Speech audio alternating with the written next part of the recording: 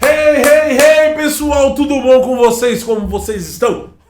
Dreadcast no ar, com uma pessoa incrível. Olhem o currículo dessa mulher. Vamos lá, especialista em diversidade e comunicação inclusiva. Ela transforma a diversidade em fonte de inovação e sucesso.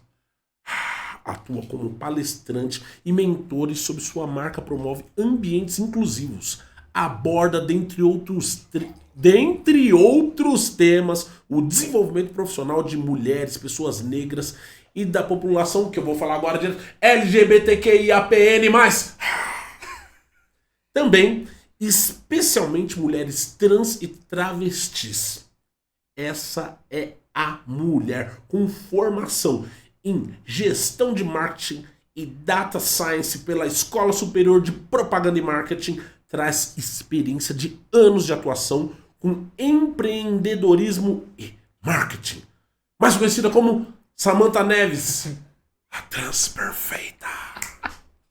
Aê, gente, tudo bem? Obrigada por essa apresentação. Eu vou até gravar essa apresentação, vou usar agora em todos os momentos, né? Vou deixar ali, ó, vamos ver quem supera. Assim que funciona. Samantha, olha, primeiramente é um prazer incrível estar você aqui no nosso podcast. Eu acho que as pessoas precisam conhecer novas realidades ou realidades às quais elas vão precisar estar inseridas obrigatoriamente pelo mundo em que vivemos. Mas a gente está tendo aí, digamos que um retrocesso existencial com essas votações e a eleição do Donald Trump, esse mundo anti-woke que estão querendo propagar. O que você tem a me dizer disso? Qual é a sua sensação em relação a isso? Como as empresas estão entendendo isso? E o que você tem a contribuir nesse aspecto para que a gente tenha o mais importante de você, a reflexão? Perfeito.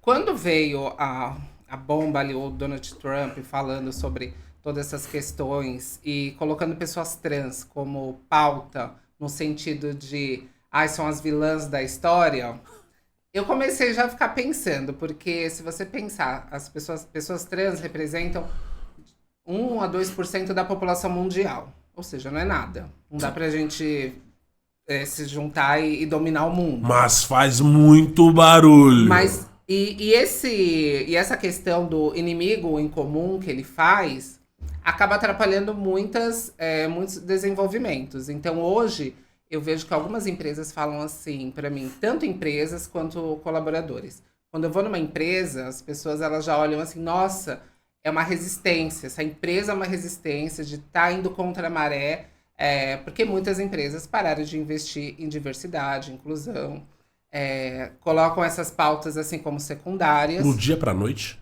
Do dia para noite. Tem empresa que... As americanas tiraram boa parte, as brasileiras, algumas, eles inventam ali uma história de...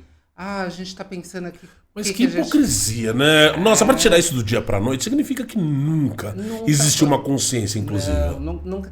E eu falo que é um momento bom, assim, porque você começa a ter essa dimensão.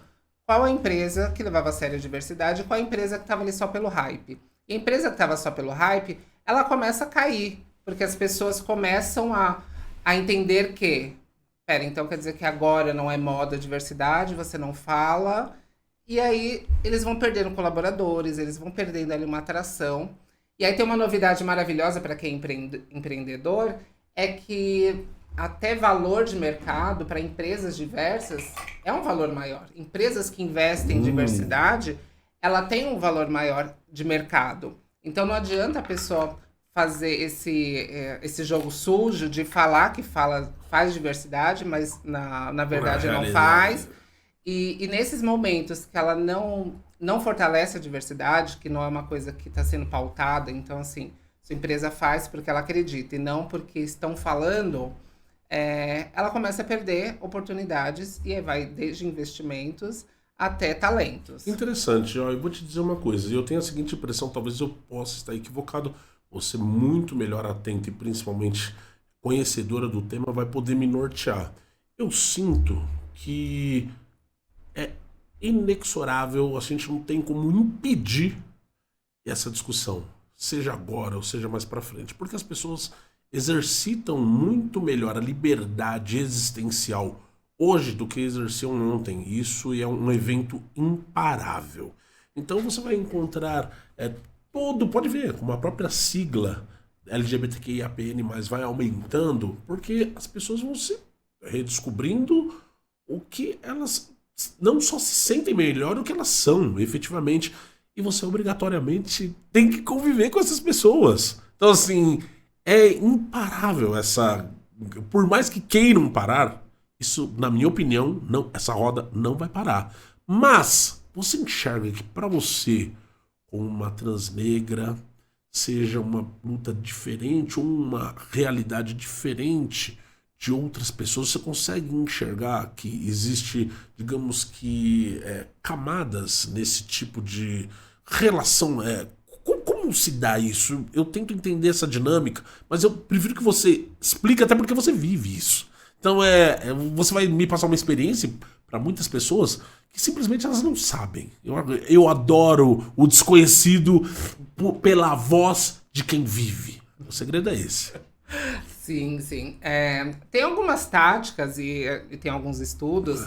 Cida Bento fala muito do pacto narcísico, que tem muito a ver com a comunidade LGBTQIAPN+. Então, quando você olha os dados e fala... então a gente tem aqui o aumento de diversidade. Qual é essa diversidade? Homens gays brancos. Então... Não tem mais. Se você for olhar friamente, você não tem esse problema. Tem diversidade. Entrou, tá ali. E tá em todos os aspectos. E daí, vem as coisas malucas, né? Que são, quando eu converso com esses... É disso que eu gosto. Quando eu converso com esses homens brancos, e aí eles olham pra mim e falam, não, mas... Eu tenho passabilidade, que é o quê? Passabilidade, esse termo é muito louco! Que essa pessoa, ela performa como um homem hétero cis. Então, você olha para esse homem gay branco, se ele não te falar, você não sabe que ele é gay. Então, passabilidade. Passabilidade. Boa! Nada melhor do que um exemplo puro, né? Aquele fácil, né? Que você fala assim, é um exemplo, a gente já viu. Assim, deu um exemplo, você falou, já entendi. Já entendeu. E aí o problema é isso, porque essas pessoas, elas acreditam tanto que elas fazem parte desses grupos, que quando começam esses movimentos de corte em relação à diversidade, todos esses problemas, essas pessoas, elas acreditam que elas fazem parte desse grupo. Então, na cabeça desses homens, eles pensam assim, eu não corro risco, porque eu não faço parte da diversidade. Eu tenho passabilidade, então não vai cair sobre mim. Só que aí o que eu sempre falo para esses homens brancos, gays, vocês acabam sendo piada na rodinha dos héteros. Porque assim, você vira o chaveirinho dos héteros. Porque na verdade, todo mundo sabe que aquele cara é gay. Na empresa é a coisa mais fácil você descobrir. O que mais tem é uma ilusão, né? Ele acaba criando uma ilusão pra ele mesmo, né? E ele vive e acaba num muro. Olha que coisa louca. Pelo que você tá me falando, é um muro dentro da própria comunidade. Olha o que você acabou de falar. Ele fica ali em cima falando assim, não, como eu tenho a passabilidade. Só que ele não tem essa possibilidade que ele acha que tem, segundo o que você tá falando. Olha que dicotomia mental, que coisa louca. Caramba, eu acho que isso cai num outro tema que eu ia lançar pra você, que tem a ver com essa questão da saúde mental, autoestima, especialmente a construção dela em contextos de rejeição. E quando a gente começa a falar de amor próprio da população trans, saúde mental, ansiedade, depressão, solidão, o que você tem a me dizer em relação a isso e o que a gente precisa evoluir, ou qual é o quadro que você enxerga hoje? Ou se isso é algo totalmente individual, é coletivo? Qual é a sua sensação nesse quesito, nesse aspecto? As pessoas, elas começaram a entender um pouco o que as pessoas trans sentem, principalmente as transnegras, na pandemia. Com essa exclusão, com essa coisa de não posso sair de casa, não posso ver meus amigos, tô aqui presa dentro de casa... essa solidão, aí começa a vir os problemas mentais. E as pessoas trans vivem isso a vida toda. Eu sempre conto essa história que eu lembro que quando eu tinha. Tô com 36, então eu acho que eu deveria ter uns 20 anos. E aí eu tava no centro de São Paulo, sei lá, era 5 horas da tarde, num sábado ou domingo assim, finzinho de tarde. As pessoas do prédio gritavam, tipo, nossa, isso não é horário de travesti na rua, tá cedo. O que você tá fazendo na rua esse horário? Ô, louco! Porque as pessoas normalizaram que pessoas trans deveriam estar na rua à Noite. noite, madrugada, Fazendo não programa. não você se divertindo, sei lá, saindo pra ir Não pro- existindo socialmente como qualquer outra pessoa dita normal. Isso mesmo. Nossa, que chancela, que carimbo. Isso é um soco na cara que você tá dando, que as pessoas simplesmente não refletem, até porque como a gente não tem a tendência de não ter empatia, não se importar com o outro, olha o que você tá dizendo, é revolucionário na minha opinião. Por quê? Porque é a impressão, eu já escutei isso de pessoas mais velhas, já escutei mesmo. Falou assim, não, já deu o horário deles aparecerem, como se fosse um filme do Thriller, sabe? Né, o clipe do Michael Jackson. Eu fico impressionado como a gente tem, assim, uma capacidade gigantesca de destruir o outro ser humano. Eu sinto que, inclusive, não é que não é da nossa natureza, mas que esse formato de conduta, ele não é natural, ou ele é ensinado, ou ele é propagado. E quando a gente vai tratar sobre políticas públicas para as populações que, na minha opinião, sendo muito sincero para ti, não é de minoria, mas porque quando a gente fala assim, minoria, é minoria em relação à representatividade. Caindo nessa linha, veja, vou citar, como eu bem gostaria de citar com você, que você sabe que é um assunto batido, Erika Hilton, que hoje, na minha opinião, talvez da esquerda, é um dos nomes mais potentes, se não o mais potente em relação ao engajamento. Por isso que eu digo, ela é diminuta em relação à representatividade, mas hoje o contato que nós temos com toda a população LGBTQIAPN+, é gigantesco. Ela, para mim, é um ícone nesse aspecto. Pergunta: o que você sente em relação ao trabalho que ela realiza, a contribuição que ela tem para a própria comunidade, e o que você acha que todos nós, eu coloco todos nós, porque eu acho que as pessoas não precisam ser definidas sexualmente. Uhum. E a gente tem a tendência a ficar definida lá pela cor, pelo sexo, pelo tamanho, porque é mulher, enfim. O que você tem a contribuir nesse aspecto? O que você pensa? A Érica, eu acompanho ela já há uns bons anos e fui vendo a evolução dela. E eu gosto muito da maneira como ela fala, como ela aborda, e ela foi muito esperta em trazer as temáticas de uma forma ampla. Então, ela não traz a temática, estou fazendo um processo para mulheres trans. Não, estou fazendo um processo para mulheres que vai ajudar Muito a população. legal isso, muito legal. Porque dessa forma, ela mostra para a população que ela está fazendo a diferença, então ela está fazendo a diferença na comunidade, mas também ela está fazendo a diferença na sociedade, que eu acho que é essa divisão que poucos políticos sabem fazer.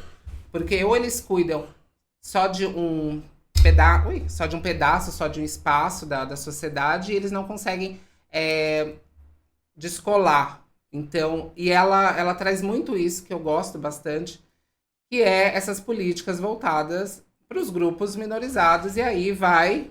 Minorizado, concordo. Adorei o termo. Grupo minorizado. Eu também penso exatamente de acordo com o termo que você disse. É mais ou menos nessa linha. E sabe o que eu sinto também? Não sei se você tem essa impressão. É necessário ter exemplo visto. Ela precisa existir, ela tem uma função maior do que ela mesma. Ela precisa ser vista naquele lugar. As pessoas precisam enxergar que as pessoas são só pessoas, independente de ser trans ou não trans, enfim. E elas se colocam desse jeito e tentam toda hora diminuir ela como pessoa justamente por isso. E eu sinto que esse é, por exemplo, uma das maiores tentativas de destruir o discurso dela. Não é no discurso, é por dizer quem ela é. Não faz sentido. E as pessoas abraçam essa ideia.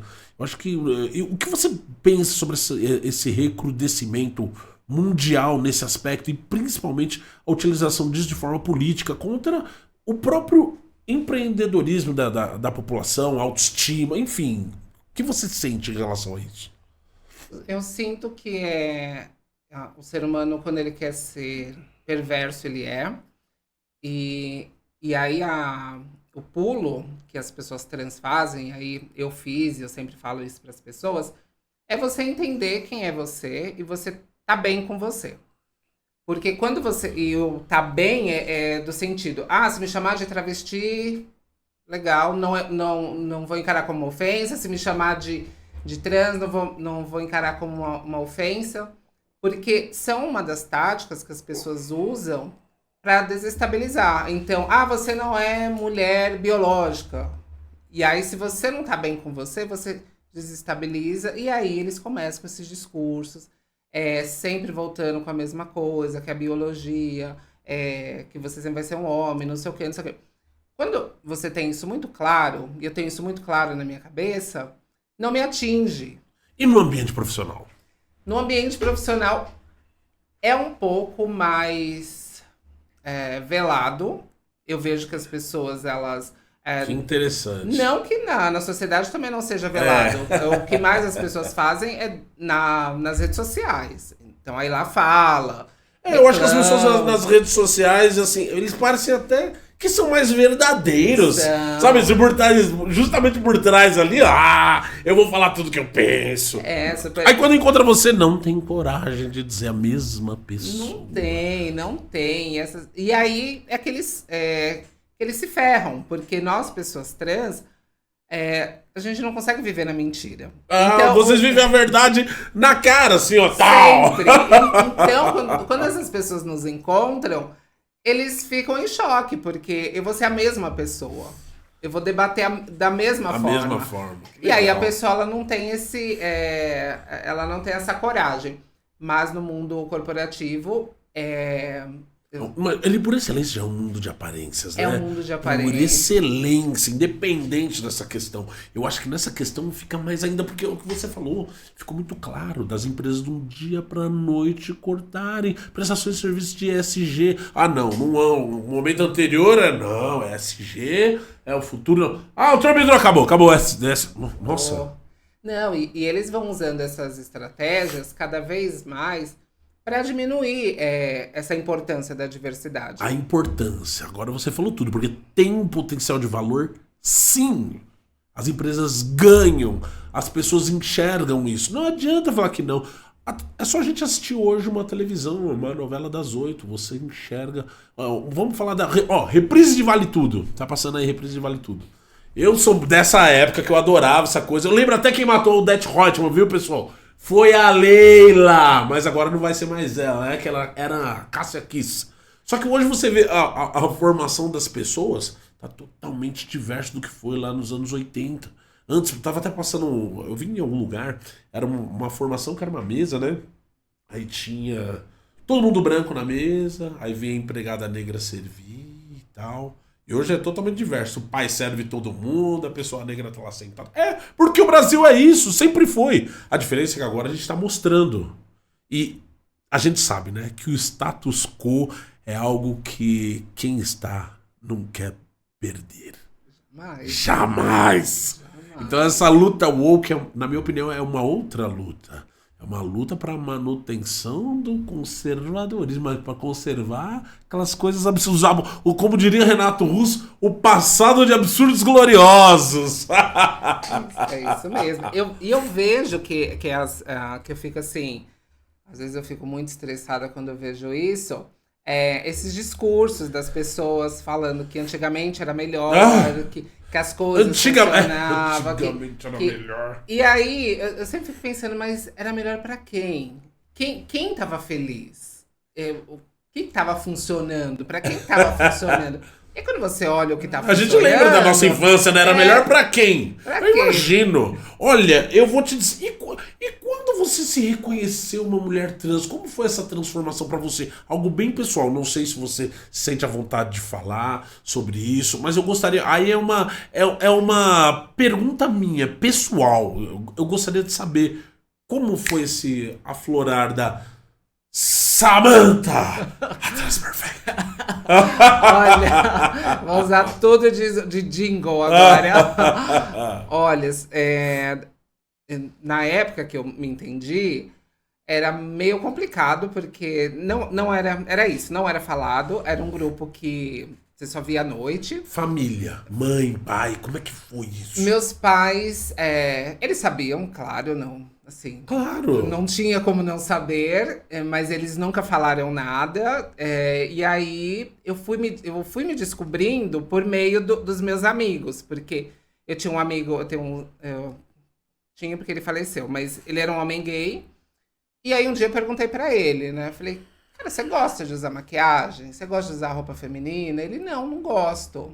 Eu, putz, então tem alguma coisa errada, porque então eu não posso ser gay, porque eu gosto muito. E aí perguntei pra alguns, eles, não gosto, pra mim não faz sentido.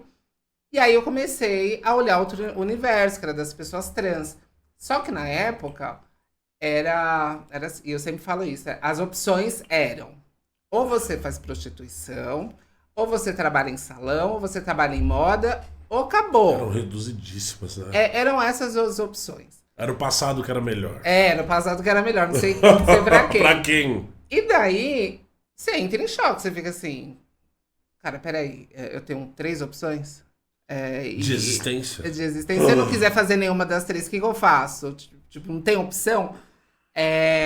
Então, gera um medo.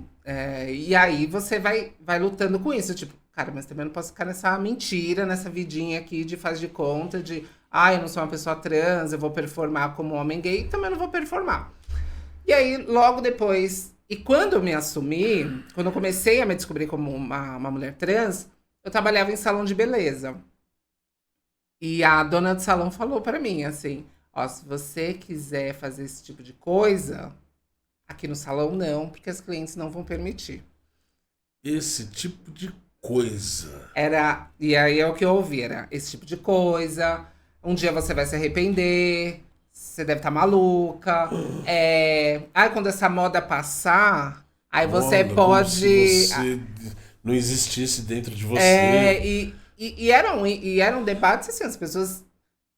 Falavam com uma certeza absoluta. Eu lembro que teve uma vez ela chegou pra mim e falou assim, eu estudo psicologia. E se você não for trans, o que você vai fazer? Aí eu olhei pra ela... Não vou fazer nada, se eu não for trans, na frente eu vou fazer outra coisa, sei lá. Isso, mas eu vou viver minha vida, não dá pra eu vou viver, que legal, ó.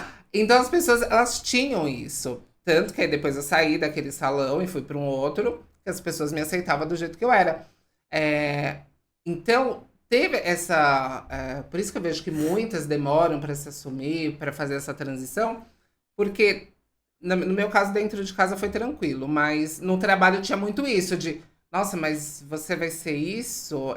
Mas é uma fantasia, é uma brincadeira? Mas deixa eu até te perguntar algo.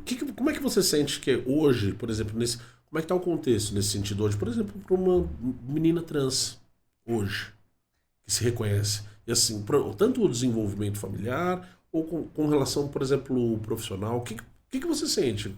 A diferença, por exemplo, da sua época para hoje? Hoje temos mais opções. Então, hoje temos mais informações. Então, tem a Transemprego, da Maitê, que ajuda as mulheres trans, as pessoas trans, a arrumar emprego.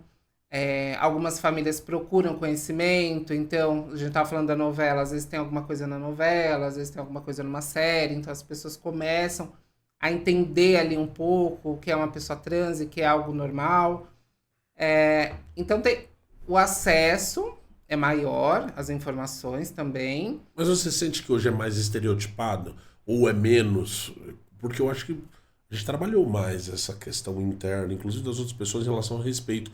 A pessoa pode... Olha, é um absurdo o que eu vou falar, porque eu sei que é um absurdo. Fala assim, podem não concordar com você. Porque ele não tem que concordar, deixar de concordar com a sua existência. Na minha humilde compreensão. Mas, como a gente consegue hoje... Eu pelo menos vejo que as pessoas têm, entre aspas, mais preocupação, mais medo ou respeito. É mais medo ou mais respeito? Você consegue entender isso? Eu falo assim, a pessoa, nossa, ele tem... o respeito não é. Às vezes você sente que ele tem medo. É medo. Medo ainda. Você sente que hoje é medo. Ainda é medo. Não é respeito. Não é respeito. Não é respeito. Ainda é medo. As pessoas sabem que pode dar cadeia, elas sabem que podem ser processadas, então elas têm medo. Eu também creio muito nisso. Ainda não é respeito. Respeito é diferente, a gente sabe a diferença de quando as pessoas respeitam. Totalmente. As pessoas falam assim pra mim, falam assim, mas não pode chamar de negão. Eu falei, lógico que pode. Meu apelido é negão, sempre foi negão. Negão, preto é referência. Quando você chega no lugar, é negão. Se tiver uns 3, 4, eles vão virar e vão olhar. Só que a gente sabe quando a pessoa tá querendo te diminuir utilizando esse mesmo termo. Ponto final. É a mesma coisa. A pessoa pode não ter o costume e convivência com pessoas trans, porque pra mim são pessoas, pura e simplesmente. Mas, e diga-se passagem, né? A pessoa senta com você, parece que vai pegar alguma coisa de você, né? Ai, meu Deus, é uma pessoa trans, tá aqui comigo, meu Deus. É uma pessoa, qualquer outra. Só que você pega alguém que, por exemplo, é muito dogmático, conservador, a pessoa se sente num outro mundo, tendo que beber do seu mesmo copo, sentar no mesmo ambiente, respirar o mesmo ar. É algo que, inclusive, o Manuel Soares comentou uma vez, que no final das contas, quando você tem aquele elevador social e o elevador é o social e o de serviço. E o de serviço. O de serviço é feito porque a pessoa não quer dividir o ar com você. O grau de ódio que ela possui por você é tamanho que ela não quer que você respire o mesmo ar que ela. Chega nesse nível. Você sente que isso ainda é algo quase que palatável. Você consegue sentir o gosto, tocar assim, nos ambientes que você frequenta. Assim, ou não é inserida, mas que pura e simplesmente às vezes você transita. Claro, eu sinto isso sempre, Nossa. Todo momento, porque eu faço palestras e o papel de quando você vai para um evento como palestrante, você é ali a cereja do bolo, você é a estrela do momento. Enfim. E as pessoas, eu vejo assim que elas demoram para processar. Eu lembro que... Fica a carinha dela, né? Fica, elas olham assim, oi você, pera, e agora? Sabe, não passei dessa fase, o que eu faço? Eu dou bom dia pra ela e faço o quê, né? Eu lembro... A gente ri pra não chorar, né? Porque já pensou se você sofresse, caísse de cama por isso? Meu Deus do céu. Não dá. Eu lembro que eu fui num evento há pouco tempo, e daí eu era uma das palestrantes, enfim... Aí eu cheguei, aí a moça lá da recepção olhou pra minha cara assim, oi, beleza? Aí ela perguntou assim, você vai ser uma das não sei o quê, que era tipo, seriam coadjuvantes ali no negócio. Eu olhei assim pra ela e falei, não, eu sou uma das palestrantes. Tá. E aí ela travou. Tá. Travou o HD. Aí a dona do evento me encontrou, eu falei com ela, né? Aí ela olhou assim pra mim e falou assim, Samanta, cadê o seu brinde, né? Que você ganhava um brinde, uma caixa bonita, não sei o que. Aí a moça, nossa, é verdade, né? Tem que, o brinde, né? Você tem que assinar aqui também. Ela ficou tão perdida que eu fiquei assim. Mas é que você testemunha o caos, né? Você testemunha o caos interno dos indivíduos de forma exposta. Para pra pensar. É o caos. A pessoa não sabe lidar. Veja, e digo mais, é uma escolha isso, na minha opinião. Por isso que eu digo que, assim, a representatividade, na minha humilde opinião, é algo que você precisa viver de coração. Acho que as pessoas obrigatoriamente precisam ter isso no círculo delas para elas mesmas internalizarem a normalidade disso. Eu amo quando a minha filha foi questionada certa vez por um amigo ultraconservador, bolsonarista roxo, mas é meu amigo e vai continuar sendo pra sempre. Eu não tenho isso, é meu amigo de infância e vai continuar sendo. Tá. E aí ele começou a conversar sobre um casal gay. E aí, na verdade, eu comecei a conversar sobre. Ele falou, não fala sobre isso, olha sua filha aqui. Eu falei assim, a minha filha, né? Aquela idade de 11 anos, fone já no universo dela. Aí minha filha só tirou assim o fone. Aí, ó, a menina já falou assim, filha, o pai vai te perguntar uma coisa. O que você acha de duas pessoas do mesmo sexo que se amam? Não, meu, você vai perguntar esse negócio pra ela. Você é louco? Filha, responde aqui pro tio. Falou, são duas pessoas que se amam, pai. Assim, aquilo me deixou... Eu testei a minha filha. Eu queria saber o que ela pensava de verdade sobre aquilo. E ela falou aquilo de forma tão natural que, inclusive, isso vai muito ao encontro do que eu acredito. Eu não creio que a nossa geração tenha jeito. Não. Quem é preconceituoso vai ser mesmo. Quem não te suporta não vai te suportar mesmo. Desculpa, foda-se, esse é o termo. E você também tem que dar um foda-se pra ela. Que eu tenho certeza que você faz a mesma coisa. Se você abaixasse a cabeça, você nem existiria. Você sabe muito bem disso. Só que eu também vejo o seguinte. Os mais novos, essa geração que tá vindo, eu acho que eles estão muito mais desconstruídos. O que você enxerga em relação a isso? Principalmente essa dicotomia de tempos. Nossa, eu adoro falar com a galerinha mais nova. Eles são, assim, sensacionais. E assim... São leves, né? São leves. Eu tenho... Meu sobrinho, ele tá com 16 anos. E aí, às vezes, eu pergunto algumas coisas pra ele. E ele fica assim... É isso, né? O que você acha de dois homens namorados, as mulheres, enfim? Ele... Tá... E daí? O que muda na minha vida, né? Aí eu olhei assim pela cara dele e falei, nada. Porque é que ele não compreende como isso existiu aqui.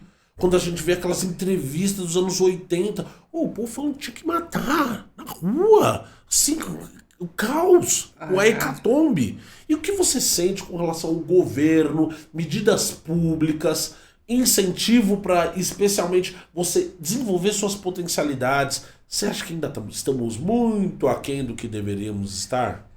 Estamos, mas eu sinto que temos um problema, que a gente pode dar uns passos atrás, que é o que acontece. E acontece tanto com pessoas trans, quanto com pessoas racializadas. Que e eu vejo muito isso no discurso, né?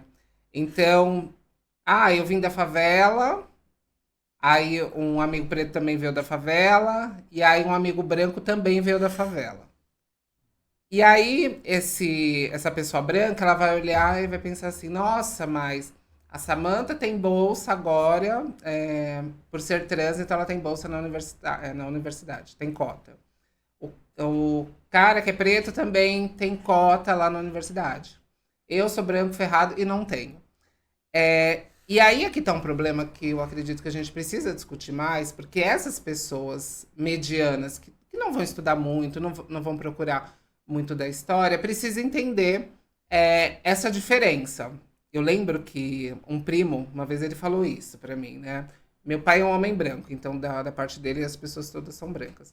E uma vez esse meu primo falou assim pra mim, mas eu não consigo entender, porque eu também me ferrei, eu tive que trabalhar, eu me lasquei bastante quando eu era novo. Esse é o discurso que eu mais escuto também. E assim, por que é privilégio, e ele não conseguia entender essa questão do privilégio, não sei o quê. É que ele não conhece história, dá vontade de falar assim, amigo, você tá falando do seu prisma sobre você, a gente tá falando coletivamente. E aí, o que eu começo a explicar para as pessoas? É que a diferença se eu for procurar um emprego e a pessoa souber que eu sou trans, eu já nem passo na vaga. Verdade seja dita. É isso mesmo. Entendeu? Já não passa. Você é preto. Também pode ser que não passe. O branquinho ali... Então, cai na passabilidade, que é o que você lançou. Sim, e é o que eu falo para as pessoas. O privilégio é esse. Você não tem barreiras que só porque você ou tem... Você já tá cancelado. É isso aí. E as pessoas não entendem isso. Então, o que as pessoas entendem? Mas eu também trabalho pra caramba. Eu também faço... Cara, eu não tô falando que você não Não trabalha, faz. que você... Mas você também, só que você não é medida por isso. Sim, Simples assim. e aí, e é isso que eu quero que as pessoas entendam. Quando as pessoas começarem a entender que os privilégios que a gente fala o privilégio da pessoa trans é sobreviver, é viver, que a taxa de sobrevivência de pessoas trans é até 35 anos. Puta que pariu, soco no estômago. Privilégio é Sabe assim? sobreviver e quiçá viver. E aí você.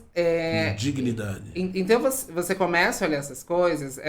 Há um tempo atrás eu comentei que no meu auge dos 34, 35 anos, foi a primeira vez que eu passei num médico que realmente me examinou direito. Nossa. E não é porque eu nunca passei num médico particular. Não é, você só usa isso. Olha, mas é que você entrou num tema que assim, agora eu fiz asas, assim, ó. Voei. Médico, que loucura. Teve um caso que eu acho que eu até postei de uma médica que se negou a atender uma mulher trans. Nossa, essa experiência que você tá falando é algo, pra mim, novo. E algo que eu. Não é que eu quis saber, eu tenho tanta preocupação e dedo também. Porque a gente tem que se colocar na posição. Eu me coloco, eu sou um homem que eu cresci numa realidade hétero, meu pai, amo meu pai. Nego Zé, o senhor sabe que eu te amo. Só que a realidade dele, e eu nunca vou esquecer disso, meu pai era ultraconservador, machistão. Eu fui criado de forma totalmente diferente da minha irmã. Eu podia ir pra rua, voltar não sei quantos dias depois, tá tudo certo. Minha irmã, o quê? Ai dela, e a gente brinca disso. Aí meu pai fala, não, imagina se. Não, minha irmã fala, teve sim diferença e tal. E óbvio que tivemos. Agora, você imagina, eu me pergunto sobre essa particularidade que você acabou de falar e por que você acha que em 36 anos você foi, hoje, verdadeiramente atendida por um médico de forma decente? Porque esse médico ele se propôs a entender a comunidade trans, para atender de uma Olha que forma legal. respeitosa. Olha a inclusão. Porque já tive médico. Igual, quando eu fui colocar a minha prótese, tinha médicos que simplesmente não iam me operar. Eles falavam, não te opero. Acabou. Fim. Fim. E não é. E teve um que ainda eu fui fazer orçamento e me cobrou caríssimo. Me cobrou, sei lá, o triplo do que ele cobrava. E ainda falou que ele não me operaria. Seria uma outra pessoa. E assim, numa boa, achando que, não vou operar ela porque não sei, vai que ela muda de ideia. Então, eles falam umas coisas, mas no fundo é só preconceito. Nossa, ou seja, revestido de uma pseudopsicologia. Ou seja, eles nem psicólogos são e querem utilizar. Nossa, eu fico impressionado com isso. Qual é o grau, até onde a gente vai?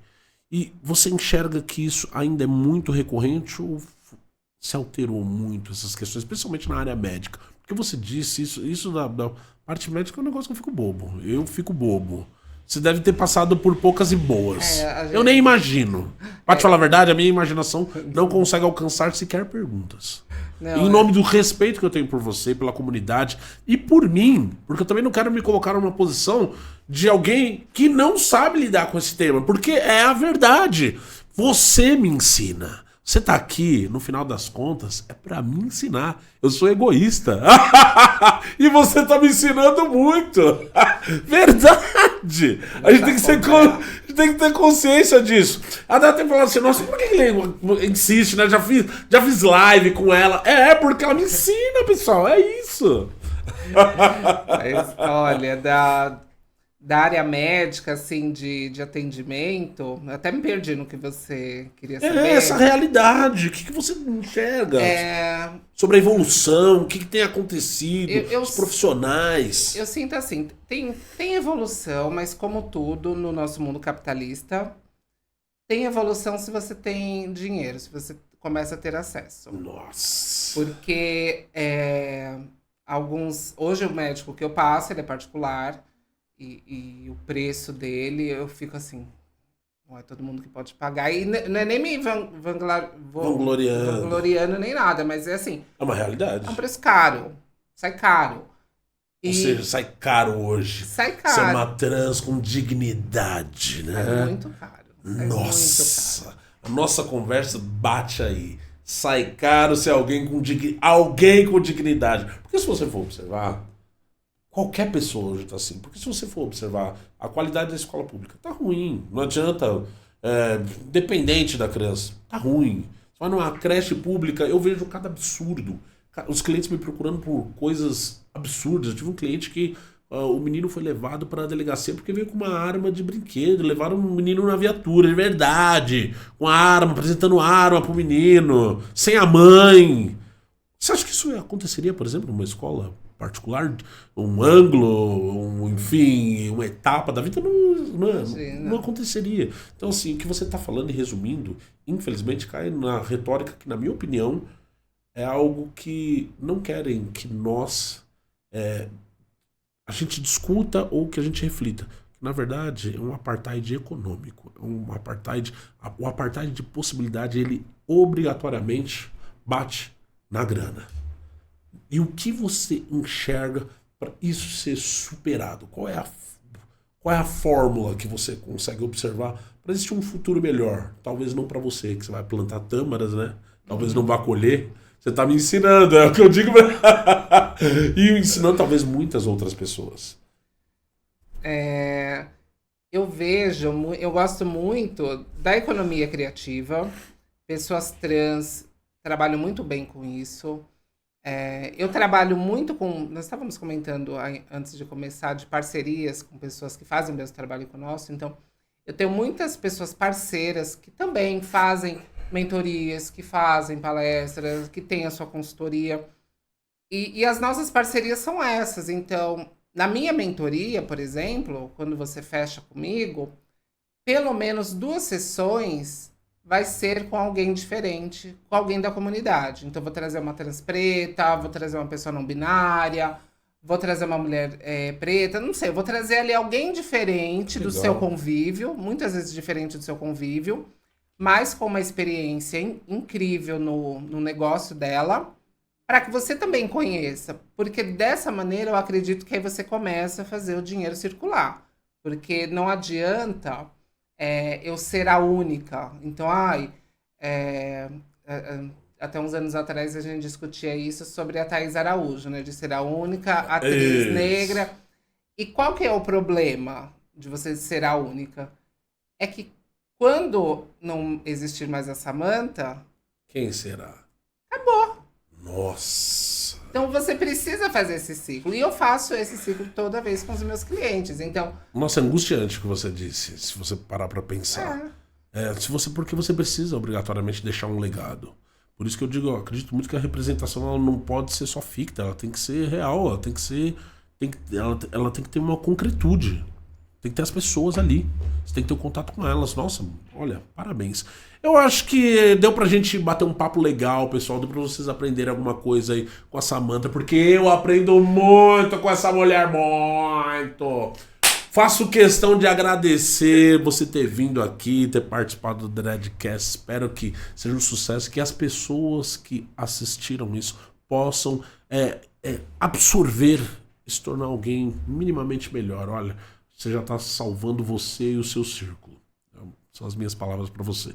E como últimas palavras, o que você tem a dizer, minha querida? Muito obrigada pelo convite. Se vocês querem saber mais sobre diversidade, inclusão e equidade, me sigam nas redes sociais. Samantha Neves. Aê. Samantha com 2 T's, H-A. Samantha Neves, eu sou a única nas redes. A trans perfeita!